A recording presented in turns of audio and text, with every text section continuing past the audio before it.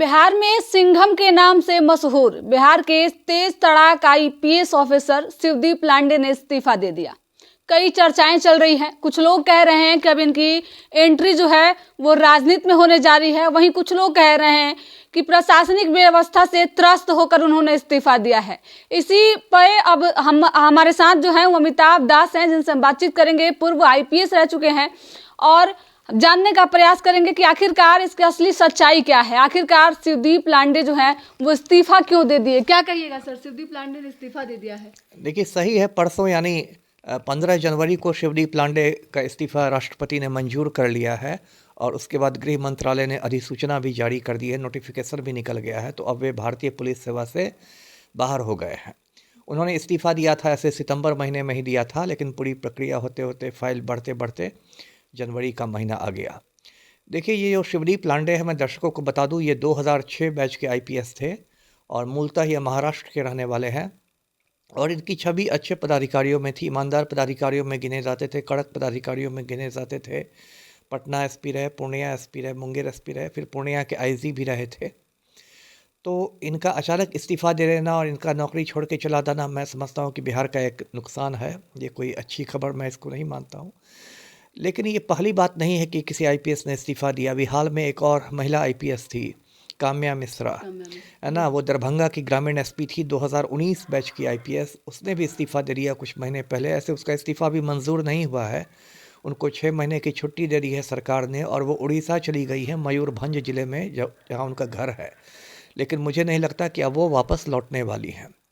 तो इस तरह जो धड़ाधड़ आईपीएस अफसरों के इस्तीफे हो रहे हैं, और मेरी सूचना है कि अभी आधा दर्जन और आईपीएस हैं जो अपना इस्तीफा पॉकेट में लेके घूम रहे हैं। वो भी किसी रोज इस्तीफा दे सकते हैं। तो ये जो स्थिति हो गई है, जिसके लिए एक आदमी जिम्मेदार है, तो वो हमारे मुख्यमंत्री हैं, पलटू राम हैं। देखिए, जिस तरह से पलटू राम माफिया डॉन अनंत सिंह के गिरोह में शामिल हो गए हैं और अनंत सिंह के आज्ञाकारी चपरासी बन गए हैं, उसके लेके आईपीएस अफसरों में बहुत निराशा है, बहुत बेचैनी है और आईपीएस अफसरों का दम घुटने लगा है। मुझसे भी लोग बात करते हैं, एसपी भी बात करते हैं, डीआईजी बात करते हैं, कहते हैं कि सर हम लोग कैसे काम करेंगे जब मुख्यमंत्री ही माफिया के गिरोह में शामिल हो गया है। तो हम लोग क्या पकड़ेंगे किसी अपराधी को, क्या हम लोग एक्शन लेंगे? और देखिए, दर्शकों को पता होगा, अनंत सिंह 5 बरस तक बेऊर जेल में रहा। फिर कुछ महीने पहले इसको हाई कोर्ट ने रिहा कर दिया। अब कायदा ये है कि हाई कोर्ट ने इसको रिहा कर दिया था तो इसके खिलाफ सुप्रीम कोर्ट में अपील होनी चाहिए थी। लेकिन मुख्यमंत्री खुद अनंत सिंह के गिरोह में शामिल हैं, तो अपील कौन करेगा? यही हालत है। एक सजा याफ्ता खूनी था आनंद मोहन, उसने गोपालगंज के डीएम का खून कर दिया था। उसको नीतीश कुमार ने जेल से बाहर कर दिया। उसके लिए बिहार के कानून बदल दिए गए, जेल मैनुअल को बदल दिया गया, क्योंकि नीतीश कुमार को राजपूत वोट बैंक में सेंधमारी करनी थी। तो जब प्रदेश का मुख्यमंत्री ही माफिया गिरोहों में शामिल हो जाएगा, चपरासी बन जाएगा माफिया का, तो इसको लेके आईपीएस अफसरों में एक तरह का दम घुटने का माहौल हो गया, सफोकेशन फील कर रहा है वो। दूसरी जो समस्या आ गई कुछ समय से, वो है डीके टैक्स। अब क्या हो गया, बिहार में सारे उद्योग तो ख़त्म हो गए हैं, एक उद्योग है तबादला उद्योग बच गया है।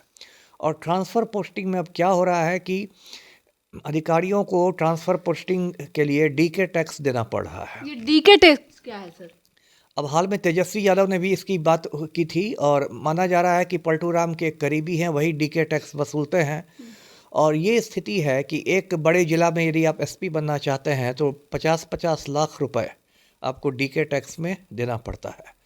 और डीके टैक्स देने के जो भ्रष्ट आईपीएस हैं वो लोग जा रहे हैं, पोस्टिंग उनकी हो रही है, और जो ईमानदार आईपीएस हैं वो कहीं ना कहीं इस दौड़ में पिछड़ गए हैं।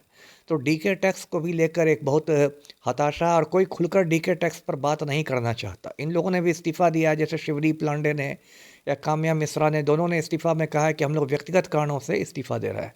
खुलकर किसी ने वजह नहीं बताई, क्योंकि कोई विवाद में नहीं पड़ना चाहता। कारण क्या है सर? क्योंकि काम्या मिश्रा का भी जब इस्तीफा आया था तो उन्होंने कहा था कि अपने निजी कारणों से, उसके बाद 19 साल सेवा देने के बाद अचानक से कौन सा निजी कारण आ गया जिसकी वजह से वही बात है। देखिए, कोई विवाद में नहीं पड़ना चाहता, क्योंकि फिर उसका इस्तीफा खटाई में चला जाएगा, इसलिए कोई बात खुल के नहीं कहता है। लोग कहते हैं निजी कारण है, जिससे गोलमोल वाली बात हो जाए। निजी कारण तो लोग पूछने भी नहीं जाए कि भाई क्या निजी कारण है। लेकिन असली बात यही है कि एक तो मुख्यमंत्री माफिया गिरोह में शामिल हो गए हैं, इसको लेके बहुत दमघुटू माहौल है, और दूसरा डीके टैक्स की वजह से ईमानदार आईपीएस अफसरों ने अब नौकरी से इस्तीफा देना शुरू कर दिया है। तो जो कुछ हो रहा है ये बिहार के लिए बहुत दुर्भाग्यपूर्ण मैं मानता हूँ जी। इसके पहले आपने भी इस पद पे सेवा दिया है, पूर्व आईपीएस हैं, तो क्या उस समय भी यही स्थितियां देखने को मिलती थी या फिर अभी ज्यादा बढ़ी हुई है अफसरों के? मैं तो खुद उसी का शिकार हूँ ना, मुझे भी समय से पहले रिटायर कराया गया है।